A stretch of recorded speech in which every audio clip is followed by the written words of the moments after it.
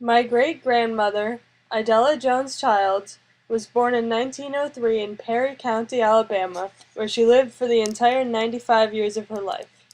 Idella lived through the paradox of being an intelligent, independent black woman in what, for most of her life, was a segregated town. She knew that in order for racial discrimination to come to an end, black children would have to have a stronger foundation in their education so that they could go to college and have a better chance of living a successful life.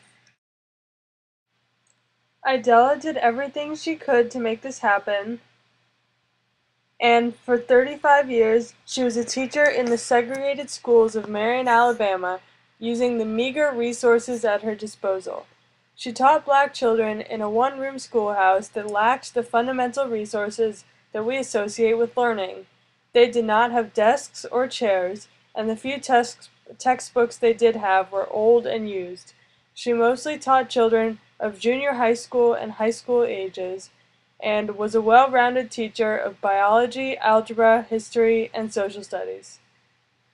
In 1979, President Jimmy Carter named Idella an honorary member of the National Commission on the International Year of the Child as a result of her unwavering devotion towards her leadership of children. In 1985, at the age of 79, Idella became the first black woman to serve on the Marion City Council, and in 1993, at the age of 90, Idella received the Unsung Hero Award from NASA during the agency's commemoration of the 30th anniversary of the passage of the Civil Rights Act of 1964. In 2002, which was 5 years after her death, Idella was inducted into the Alabama Women's Hall of Fame for her honesty, faith, and devotion. Although Idella did not single-handedly end racial discrimination in the South, as an American citizen, she fought for African American rights in every way she could. One of the implicit rules we follow in America is that because we have the right to freedom of speech, it is our duty to use it. As an American citizen, Idella played her part in making this country a place where her children and the children of America can now live a more successful life. Idella and her husband Norman left a legacy of civic service to their 5 children, William, Norma, Norman Jr., Cora, and Jean. My grandmother, Norma, was the first woman in her family to attend college, and after graduating, she lived her dream of traveling the world before marrying my grandfather, Leonard Paur, and settling in New York.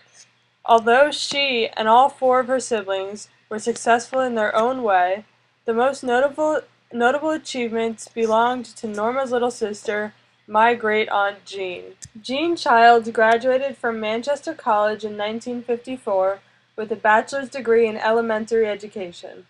1954 was a big year for her, as it was also the year she got married to Andrew Young. Although she was married, she did not let that get in the way of her studies, and in 1961, she earned a master's in education from Queens College in New York City. Jean Childs Young went on to become a lead teacher in the Teacher Corps, a program that, as part of President Lyndon Johnson's war on poverty, prepared teachers for assignments in low-income and disadvantaged elementary schools. During the Civil Rights Movement, Jean developed the curriculum for the citizenship schools of the Southern Christian Leadership Conference and participated in voter registrations and marches, including the March on Washington in 1963 and the Poor People's Campaign in 1968. During her husband's many political campaigns for office, Jean campaigned with him. She started Women for Andrew Young, the first local campaign geared towards women, during his first congressional campaign in 1970. Andrew is well known for being a civil rights leader, minister, congressman, UN ambassador, and mayor of Atlanta. Yet Jean, a widely accomplished woman in the areas of education and civil rights, received little recognition for her efforts. Although this was the case, she did not see herself as the woman behind the man, but instead beside the man. According to my grandmother, Jean used to say, quote, Whatever role I have in relationship to Andy is one that I determine." End quote. As a strong woman, Jean followed the path that her mother paved by leading a successful career of education and living up to the duties of a citizen during the civil rights movement. Jean's sister, Norma, married a musician named Leonard Paur. Leonard, after graduating from the Juilliard School and Columbia University, was a music director with the Federal Negro Theater, a works progress administration project. Leonard also created the Lincoln Center Out of Doors Festival and the Community Holiday Festival, which both present international artists who perform a wide variety of art. Norma and Leonard Paur lived in New York City and raised two children named Lynn and Laddie. The younger of the two, Laddie Paur, after graduating from Amherst College and marrying Denise Pellegrini, settled down in New Canaan, Connecticut to raise me, along with my four siblings, to successful careers as American citizens.